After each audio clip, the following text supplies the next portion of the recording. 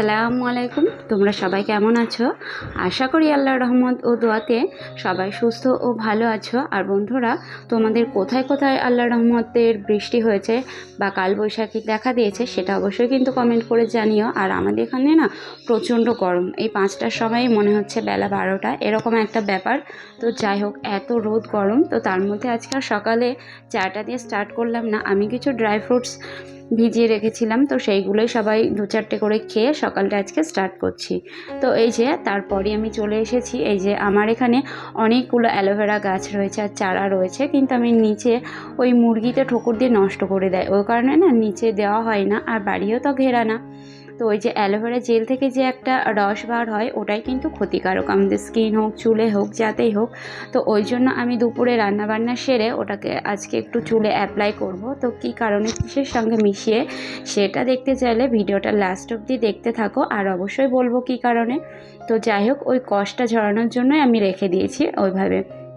তো তারপর আর কি এই যে বিছানাটা গুছিয়ে নিচ্ছি। তো দেখেই বুঝতে পারছো বিছানার উপরে রোদ চলে এসছে, মানে আমার এই ঘরটা না সকালে রোদ উঠলে এদিক থেকে পড়ে আর দুপুরের পর ওই দিক থেকে, তো মানে একটুও ছায়া তো পায় না, ঘর তো পুরো আগুন।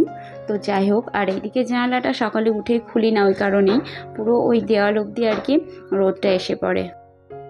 আর আজকে তোমাদের সঙ্গে সকালের খাওয়া দাওয়াটা শেয়ার করলাম না, প্রচণ্ড গরম পড়ছে বন্ধুরা, ভালোও লাগছে না। তো যাই হোক, সকালের খাওয়া দাওয়া সেরে এখন কিন্তু আজকে হাত দেখেই বুঝতে পারছো আমাকে রান্নাবান্নায় কে হেল্প করছে। তো বর বাড়ি রয়েছে, আর আমাকে দেখে আর কি মানে পরপর তো কাজ লেগেই রয়েছে, তো দেখে আজকে কি মনে উদয় হয়েছে, তো আজকে সবজিগুলোও কেটে দিচ্ছে। আর আজকে না পুরো সবজি রান্নাবান্না করব, আর একটু হালকা হালকা মশলা দিয়ে খাওয়া দাওয়া করবো। আর এই হচ্ছে আমার বাড়ির আরেক সদস্য, তোমরা হয়তো দেখতেই পাও না, এই একমাত্র একটাই সদস্য রয়েছে আমার। তো ওখানে ছায়াটায় বসে খাওয়া দাওয়া করছে।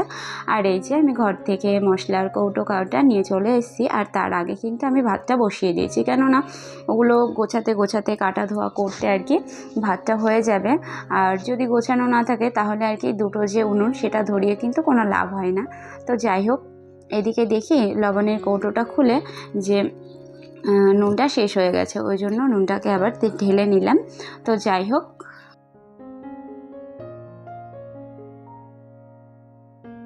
আর কি জানো তো, এই লবণদানিটাতে একবারে পুরো নুনটা আর কি ধরে না, তো যতটা ধরে অতটা ঢেলে নিলাম।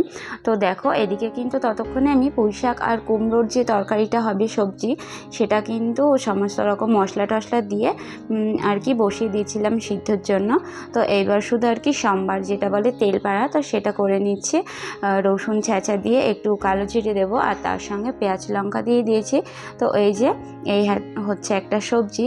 আর বর তো কখনোই হেল্প করে না, আজকে করেছে। তো এর মধ্যে ঝিঙেটা বাকি ছিল, আর ঝিঙেগুলো জমির, বুঝতে পারছো তো, মানে দেখে হয়তো ভাবছো কিছু একটা যে ঝিঙে কাটছে তো এত বারবার করে হাত নাড়িয়ে কেন। তো যাই হোক, আমি কিন্তু এদিকে ঝিঙেটা মানে কাটতে কাটতে ওইদিকে আবার যে ভেন্ডিগুলো ছিল, তো সেই ভেন্ডিগুলোকে ভেজে নিচ্ছি। তো এই যে এই অবধি বর আর কি আমাকে রেডি করে দিয়েছিল। তো যাই হোক, এত গরমের মধ্যে রিচ খাবার খেতেও ইচ্ছা করছে না। তো ওই যে ঝিঙেটা কেটে নিয়েছি, আর ওটা আজকে হবে হচ্ছে মসুর ডাল দিয়ে। তোমরা কিন্তু আমার বাড়ির রেসিপিতে আর কি প্রায়শই ডালটা দেখবে, কেন বলো তো, ডালটা আমাদের রোজ দিলে মানে সকাল থেকে রাত অবধি রোজই খাবে, আর এই গরমে তো আর কোনো কথাই নেই। আর ঝিঙে দিয়ে ডালটা, এটা কিন্তু খেতে ভীষণই ভালো লাগে। যারা যারা খাও তারা কিন্তু আমাকে কমেন্ট করে জানিও। তো এই যে বলতে বলতে কিন্তু আমার এদিকে ঝিঙে আর ডালটা আমি করে নিয়েছি, আর একটু পাতলা পাতলা করেছি, অনেকটা করেছি, বেশ দুবার খাওয়া হবে আর কি। তো যাই হোক, কমপ্লিট হয়ে গেছে। আর অবশেষে একটু ধনে পাতা অ্যাড করে দিচ্ছি, এটা অ্যাড করলে না রান্নার ফ্লেভারটা জাস্ট অন্যরকম হয়ে যায়।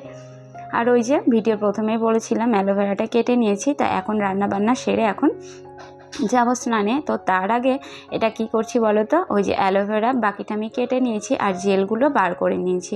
তো তার মধ্যে যার যেটা চুল যে পরিমাণে যতটা শ্যাম্পু লাগে সেই শ্যাম্পুটা দিয়ে তার মধ্যে লেবুর রস আর দেবে একটু চিনির দানা দিয়ে না একটু গুলিয়ে নিয়ে ওইটা দিয়ে জাস্ট শ্যাম্পু করবে, আর কোনো কন্ডিশনার লাগবে না। সব সময় হয়তো ঘরে কন্ডিশনার থাকে না বা অনেক দূরে দোকান, তখন কি করবে, ওইভাবে করবে, তাহলে বুঝতে পারবে যে এটা কতটা কার্যকরী।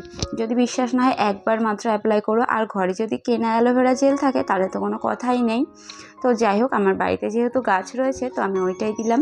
তো তারপর স্নান টান করে সবাই মিলে এখন খাওয়া দাওয়া সেরে নিচ্ছি দুপুরের। আর এই হচ্ছে একদম সন্ধ্যার আগে আগে উঠানে এতটা রোদ থাকে যে বিকেল বিকেল ঝাড় দেওয়ার কোনো উপায় নেই। তো এই যে, আর এখন কিন্তু আমার ফোনের ক্যামেরা ধরে দিচ্ছে আমার ছেলে। তো ওই জন্যই ক্যামেরাটা আর কি এরকম নড়ছে। ও ফোনটা দেখছিল তো ছাড়তে চাইছিল না, ওই জন্যই ওকে বললাম তাহলে একটু শ্যুটটা করে দে। আর এবার চলে এসেছি আজকে একদম রাত্রিবেলা।